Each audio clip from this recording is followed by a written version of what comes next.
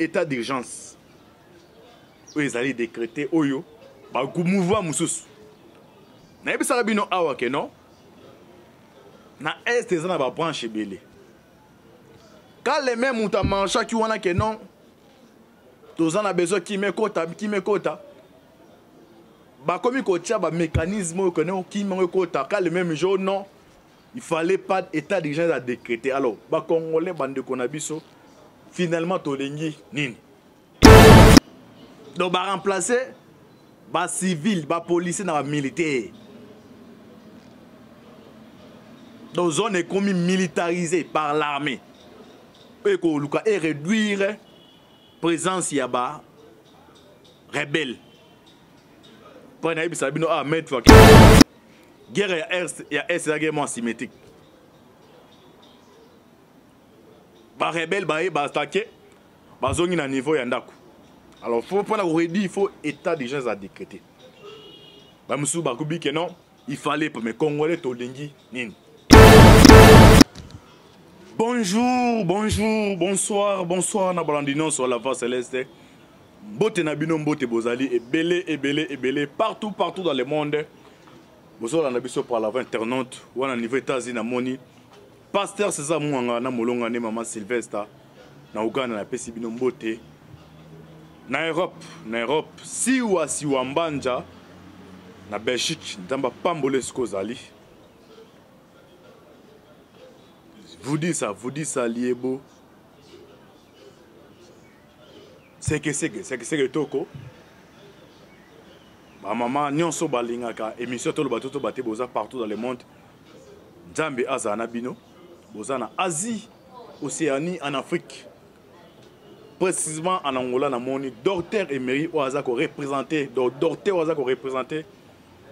Ba Congolais oazo pe son air ya Congo na niveau Angola na PC mbote. Sans oublier en République démocratique du Congo, Isaline de Konabino, Moïse Maoka Antibal Nemiso Bolingaka. Tolobate, Otosalara décryptage ya actualité politique. Merci Mingandeko John Mboki Benoît, c'est ma caméra.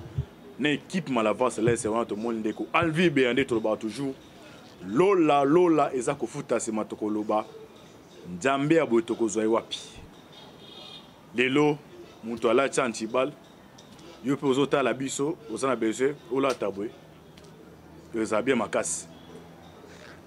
Si j'ai autre sur la biso amino lelo bandeko. Ezana ba Rwandais. O balobi ke no Rube wa atayi bango. Azaria sur Rube. Azaria sur Rube wa atayi bango ndenge. Il paraît oui bah awa to développer cette information tout ça la décryptage biso na bino to reçoit ma kametali ya état d'urgence oyo ezali décrété oyo ba kumouvoir mususu na yebisa bino awa ke non ba komi ko tia ba mécanisme oyo que non qui manque kota ka le même jour non il fallait pas état d'urgence à décréter alors ba congolais bande ko na biso finalement tolengi nini. D'urgence.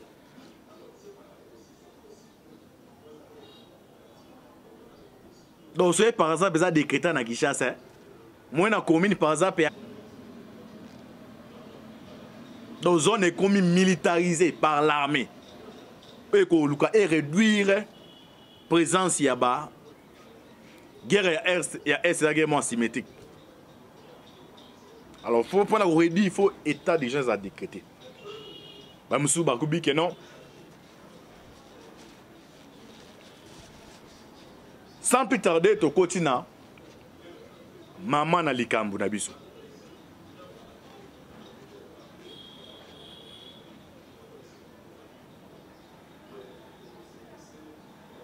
À l'époque, wazali papa ya bisengima na ya oasiko. Za malé nenga zaki malé aya ko trouver na kati ya bazaiwango de tiko to komba congolais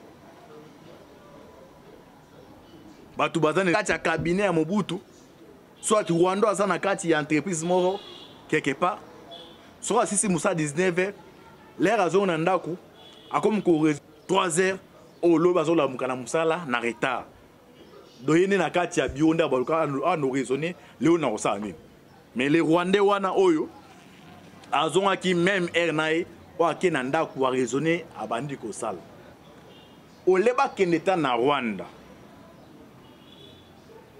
ba yesusu awa do bazaïwa ba comme obligé surtout na campus la majorité ba docteur surtout dans la polytechnique kuna ça ba mi baza kuna ce sont des Rwandais zé politique on a basalaki e ba ke otanga to ko sala ndeni pa to dominer ba Mzee Laurent Désiré Kabila aïe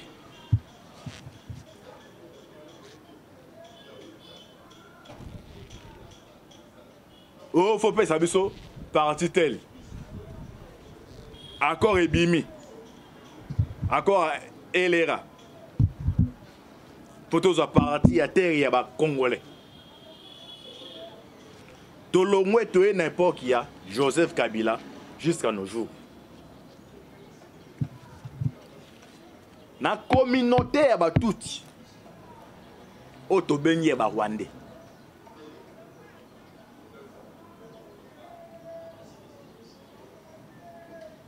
ba plaça qui batou na branche mibale sur le plan politique. Sur le plan armé, ba Rwandais au baza na kati ya FARDC bazo sala musala kitoko. Avant bloc ya G7. Balongwa ba ya basala ensemble bakatumbi. A tout niveau, on a besoin d'un troisième mandat.